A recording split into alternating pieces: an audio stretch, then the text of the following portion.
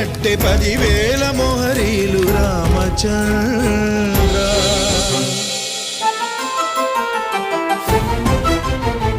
సీతమ్మకు చేయిస్తిని చింతాకు పథకము రామచంద్ర. ఆ పథకానికి బట్టె 10,000 వరహాలు రామచంద్ర. కలికి తురాయి నీకు పొలుపుగా చేయిస్తిని రామచంద్ర. నీ తండ్రి దశరథ మహారాజు పంపెనా లేక మీ మామ జనక మహారాజు పెట్టెనా? ఎవడబ్బ సొమ్మని కులుకుతూ తిరిగేవు రామచంద్ర.